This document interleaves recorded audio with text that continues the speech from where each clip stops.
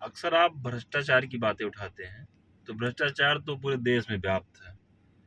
लेकिन अगर छोटी इकाई पे देखा जाए तो तहसील एक भ्रष्ट विभाग है, भ्रष्ट परिसर है। इसको आप कैसे देखते हैं? तहसील तो एक ऐसा केंद्र है सरकार का बनाया हुआ कि वहाँ आम आदमी अपनी तमाम कार्यों से जाता रहता है। दाखिल खारिज कराना हुआ, आयजात निवास का मामला हुआ, या जो भी उसको सुविधाएं लेनी है गवर्नमेंट से रिलेटेड, वो वहाँ पर जाता है। लेकिन चूंकि मोनोपोली है, आपको अगर कोई काम कराना है, दाखिल खारिज कराना है, तो यही तो करेगा। आप कोई और तंत्र नहीं, कोई और व्यवस्था नहीं है। इस मोनोपोली का फायदा उठा करके वहाँ जो भ्रष्टाचार है, जो हमारा पर्सनल अनुभव है, हम आपसे साझा कर रहे हैं। और ये कोई व्यक्ति ये नहीं कह सकता कि हम इस अनुभव से अछूते हैं, या गवर्नमेंट डिपार्टमेंट में हम गए, हमें घूस देने का अनुभव नहीं प्राप्त है। ये बहुत आसानी से हर व्यक्ति कह सकता है। आप अपनी ज़मीन के को रेजिडेंशियल प्लॉट डिक्लेरेशन होता है कि गैर कृषि कराने के लिए आप जाइए। तो पहले धारा 143 के तहत होता था, अब धारा 80 के तहत होता है। धाराएं बदल गई हैं। लेकिन जो प्रक्रिया है, जब आप अपने हल्का के लेखपाल से मिलेंगे और कहेंगे भैया हमको अपने 2 बिस्वा जमीन की आकृषित घोषित कराना है इसको, तो कहेगा भैया एक बिस्सा का रेट जो निशाइत चलता बा है वो 25 से 30 हजार रुपया बिस्सा चलता है, और 2 बिस्से का आपको 50 से 60 हजार रुपये वो ले लेगा। ये सरकारी शुल्क है? ये सरकारी शुल्क नहीं है। तो रेट जो आपने कहा रेट चलता है, रेट असल में जब भ्रष्टाचार ये रोक ही नहीं पा रहे हैं, तो इनको अपनी मेरा तो ये कहना है कि अपनी रेट लिस्ट निर्धारित कर लेनी चाहिए जी। अलग की रेट लिस्ट, और जनता को पता तो चले वो काहे भ्रम में रहे, क्यों सिस्टम में लाल फीता शाही झेले। तो आपने आपका प्लॉट है, वहां पर खेती नहीं होती है। मानक क्या है, किसी जमीन को गैर कृषि घोषित कैसे किया जाएगा कि वहां पर कृषि से संबंधी कोई गतिविधि नहीं होती है। आपका एक छोटा सा प्लॉट है शहर में, और वो जो है उस पर बाउंड्री है, कोई कृषि वाली गतिविधि नहीं होती है। ये तो सही है ना। इसी पर जो बात सही है, इस पर सरकारी शुल्क जो होना चाहिए, जो प्रक्रिया है उसके तहत हो जाना चाहिए। लेकिन इस पर भी 50,000 60,000 रुपया जो, या 25,000 30,000 प्रति बिस्सा जो रेट तय होता है, ये लोग देते हैं। नहीं तो इससे तो मौके का मुआयना करना चाहिए और कर देना चाहिए। क्या असल में जो आप बात कर रहे हैं ये प्रक्रिया है, ये तो होगी, मौके का मुआयना किया जाएगा पूरा सब, जैसे गवर्नमेंट खाना पूर्ति सब होगी। हाँ। लेकिन ये टेबल के नीचे का पैसा है जो आपको देना ही देना है। आपके चुने गए जिला पंचायत अध्यक्ष, जिला पंचायत सदस्य, विधायक, सांसद के नाक के नीचे भ्रष्टाचार होता है। तहसीलदार को क्या पता नहीं हो रहा है, वो खुद इसमें इन्वॉल्व होता है, और लेकिन ये पैसा आपको देना है। इतने सारे जनप्रतिनिधि मिलकर, पूरा सिस्टम मिलकर मुखदर्शक होता है। तो आप तो ऐसा आरोप लगा रहे हैं तहसीलदार उस तहसील का देखिए मालिक होता है, वो अधिकारी होता है। अरे ये काम हो सकता है कि लेखपाल कर रहा हो, तहसीलदार आज के लेखपालों की जो स्थिति है, आप चले जाइए, आप अपने भूमि की पैमाइश के लिए आप आदेश भी कराए हो कि आपने सीनियर अधिकारी का, रेवेन्यू जो मजिस्ट्रेट है, अधिकारी है, उसका आपने आदेश करा रखा है, फिर भी आपको किसी अपने हल्का के लेखपाल की गणेश परिक्रमा करनी पड़ेगी कि साहब समय निकालो। जब आप वहाँ जाओगे तो कहेगा आज VIP ड्यूटी में बाटन, आज हम सर्किट हाउस में बैठा हैं, आज मुख्यमंत्री आवता है, आज प्रधानमंत्री आवता है। ये तमाम सारे कामों करता रहेगा। तो ये बहाने होते हैं कि वास्तव में व्यस्त रहता है? बहाना नहीं है। लाल फीताशाही का जो तंत्र बनाया गया है, ये इसलिए बनाया गया है कि जब आपको टहलाया जाएगा तब आप हरे हरे नोटों की पत्तियां निकालेंगे और घिघिया के हुजूर हुजूर कहेंगे, लेखपाल साहब की जेब में डालेंगे, तब चलकर वो आपकी ज़मीन की पैमाइश करेंगे। इसकी कहीं कोई पावती नहीं है, कोई लिखा पढ़ी नहीं है। ये कल्चर है, ब्राइब एक कल्चर है। और सरकारें कोई भी आई, हम लोग 32-33 वर्ष की अवस्था हो गई है, हम देख रहे हैं अपने जीवन काल में जो हमने सरकारें देखी, हमने बसपा गवर्नमेंट देखी, सपा देखी, और भाजपा का मौके पर शासन तंत्र है, सबको देखा। लेकिन फिर देखिए क्या किसी के शासन में कोई इस तरह का भ्रष्टाचार रुका? सब वही है, सत्ता बदल रही, व्यवस्था नहीं बदल रही है। ये मैं आपको एक छोटा सा उदाहरण दे रहा हूँ। फिर आप चले जाइए दाखिल खारिज कराने, दाखिल खारिज कराने पर भी रेट तय है। पहले आप आवेदन कर लेंगे, प्रक्रिया में आ जाएंगे, सिस्टम को फॉलो करेंगे। एक सिस्टम पैरेलल दो चल रहा है, एक सिस्टम गवर्नमेंट का जो नियम कानून से बना हुआ है, एक सिस्टम वो जो भ्रष्टाचारियों ने बना रखा है। आपको दोनों सिस्टम फॉलो करना है, पहले नियम से बंधना है और उसके बाद इनके बंधन में बंधना है, तब जाके आपका कोई कार्य संपन्न होगा। दाखिल खारिज के लिए भी सब शुल्क निर्धारित है, वो आपको देना है। आप आय जात निवास कोई बनवा रहा है, जाके ऑनलाइन कर रहा है, ऑनलाइन कहने तो ऑनलाइन प्रक्रिया हो गई है। ऑनलाइन के बाद भी आपको अपने लेखपाल कानूनगो की गणेश परिक्रमा करनी है। तो ये सारा तंत्र जो मजाक बना रहा है, तेल निकाल रहा है आम आदमी का, हमें तो नहीं लगता है किसी को कोई राहत है। चुपचाप सब सह रहे हैं। इतना अत्याचार हो, इतना घूसखोरी हो गई है कि लोग सांस लेने को भी अगर पा रहे हैं तो समझेंगे कि खैरियत है, बहुत अच्छा माहौल है।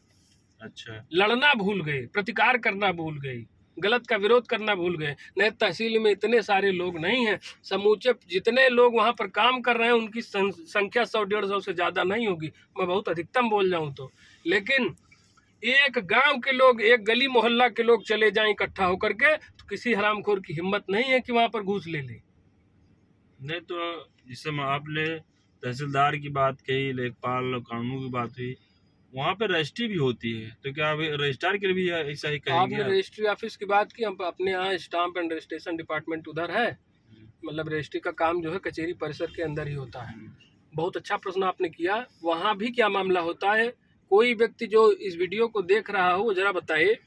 बहुत प्रभावशाली आप नहीं हैं, सामान्य आम जनमानस से आते हैं आप, और किसी नेता के पिछलग्गू नहीं है, कहीं से शोर सिपारिश आपने नहीं लगाई है।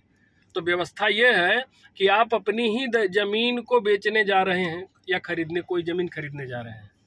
होता क्या है वहाँ पर कि 1% फीस तो वहाँ देना है, स्टाम्प ड्यूटी आपको देना है, वेंडर जो लिखा पढ़ी कर रहा है वो अपना लेगा ही।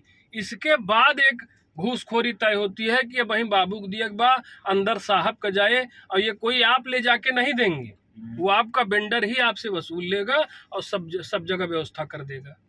आपकी जमीन आपके नाम, आप उसको बेच खरीद रहे हैं, दोनों पक्ष बैठे हैं, जमीन की फोटो लगी है, सब कुछ है, लेकिन तंत्र ऐसा बनाया गया है। अगर रजिस्ट्री कराने वाला पैसा ना दे, इस तरह के पैसा, तो क्या कोई दिक्कत आएगी रजिस्ट्री में? देखिए, ये तो बहुत अच्छा प्रश्न आपने किया है कि अगर आप पैसा देने से इनकार करते हैं तो क्या होता है कि भैया ये काम आपका जो आसानी से हो जा रहा है वो अब नहीं होगा। अब उसमें कोई न कोई लाल फीता शाही का रोड़ा लगाया जाएगा और फिर आप उसमें तरह तरह से परेशान किया जाएगा। भाई जमीन की जांच होगी ना कि जो आप कह रहे हैं कि सही है कि नहीं है, ऑनलाइन तो आपने करा दिया। इस तरह से आपको उलझाया जाएगा, सब कुछ देखा जाएगा, उसके बाद आपका काम डिले होता आप देखेंगे तो कहेंगे चलो भैया जो सिस्टम है वही फॉलो कर लेते हैं। और लाखों करोड़ों का गेम रोज हो रहा है।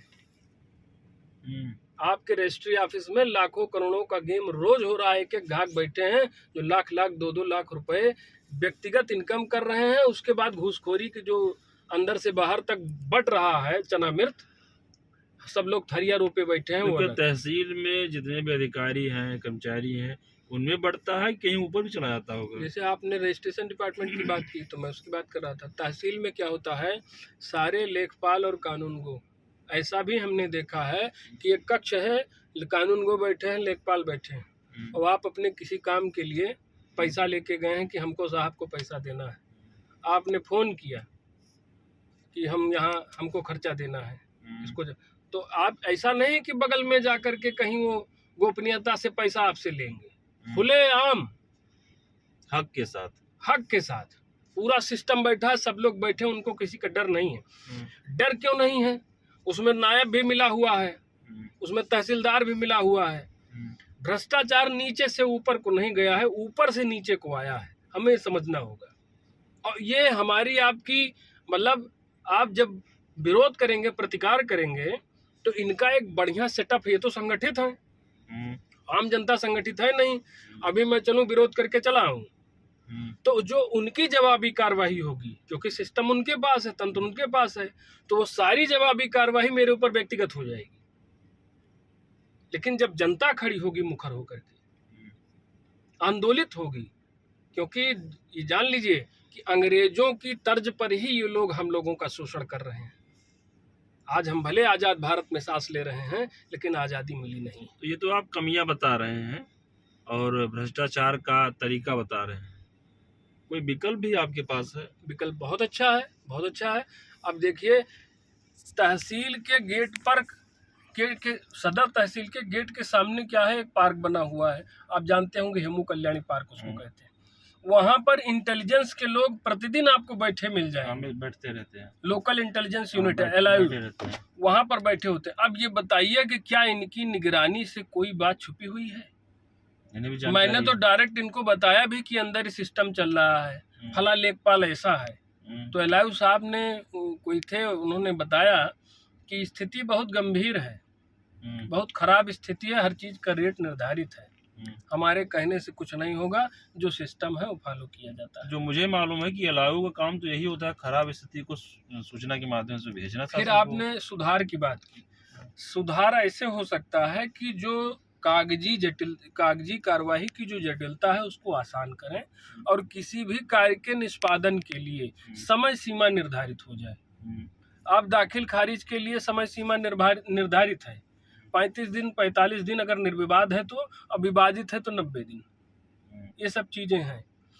उनको इस बात का भी खौफ नहीं, क्योंकि इस तरह से लिखा पढ़ा गया है कानून कि अगर विवादित है तो आपको 90 दिन के अंदर निस्तारण करना है। फिर एक चीज लिख दिया गया है कि अगर 90 दिन में निस्तारण नहीं होता है तो आख्या दीजिए, कि कारण स्पष्ट कीजिए, क्यों नहीं किया है। तो कारण वो बता देंगे, फिर बढ़ जाएगा समय। कोई न कोई कारण बता देंगे, आप घूमते रहिए कोर्ट कचहरी, कहाँ जाएंगे। कई लोगों ने अपनी दाखिल खारिज कराने में जब देखा बहुत समय लग रहा है तो कोर्ट गए, वो मैंडेमस लेके आए, जिसको आम भाषा में डायरेक्शन कहते हैं, कि हाई कोर्ट जाएंगे डायरेक्शन लेके आएंगे। डायरेक्शन लाने के बाद भी उसको लंबित किया जाता है। इस स्तर की हरामखोरी है। जब सिस्टम पूरा हाईजैक हो चुका है, सारे लोग एक ही काम में लिप्त हैं, आपका चपरासी से लेकर के और वहाँ का श्रेष्ठतम अधिकारी, जब से सब एक थैली के चट्टे बट्टे हैं, तो वहाँ आपकी बात कहाँ कितनी दूर तक सुनाई देगी। आप अपने हल्का लेखपाल को फ़ोन कर लीजिए, उठाएगा तो बताइएगा, बहुत प्रभावशाली नहीं है तो, प्रभावशाली है तो उठाएगा। अब लेखपाल आजकल क्या कर रहा है, केवल दलालों का फ़ोन उठा रहा है। जमीन के दलालों के साथ ये अपनी दलाली चमकाने में लगा हुआ है, जो राजस्व विभाग है। और फिर देखिए इसका जो खामियाजा है, परेशानी है, ये आम जनता को भुगतनी पड़ती है। ये तो आपने भ्रष्टाचार बताया और निदान भी बताया। हम कहते हैं, मान लीजिए ईश्वर आपको शक्ति दे, आप शासन में आ जाएं, तो क्या इस भ्रष्टाचार को मिटा पाएंगे? देखिए, मैंने आपसे एक प्रश्न आपका पहले भी रहा है कि कोई व्यक्ति ईमानदार है, कोई व्यक्ति बेईमान है। तो ईमानदार क्यों होता है, बेईमान क्यों होता है? एक ये पक्ष होता है। दूसरा कोई कहता है कोई ईमानदार होता नहीं, जिसको गलती मौका ना मिला वही ईमानदार होता है। तो आपको ईमानदारी का एक इकोसिस्टम तैयार करना पड़ेगा, उस इकोसिस्टम के तहत काम होगा। बहुत सी चीज़ें, बहुत से भ्रष्टाचार कम हुए जब चीज़ें ऑनलाइन हुई, जब प्रक्रिया ऑनलाइन हो गई तो भ्रष्टाचार पर अंकुश लगा है। लेकिन एक नया व्यवस्था बना ली गई, फिर उस तहत वसूली शुरू हो गई। तो ऐसा नहीं है, अगर मैं शासन में मुझको कोई अवसर मिलता है तो मैं निश्चित तौर पर इस पर लगाम लगाऊंगा, जैसे भी हो पाएगा। चलिए, रही हमारी गुलशन जी की वार्ता, और आपने बहुत अच्छी तरीके से, ऐसे लग रहा है कि आप इस वाक़ये से बिल्कुल अपना दर्द बयां कर रहे हैं। बहुत परिक्रमा किए हैं तहसील का, आपने समस्या बताई है, भ्रष्टाचार किस कदर तहसील में व्याप्त है और तहसील से होकर के धीरे धीरे पूरे देश में व्याप्त होता है। तो धन्यवाद गुलशन जी।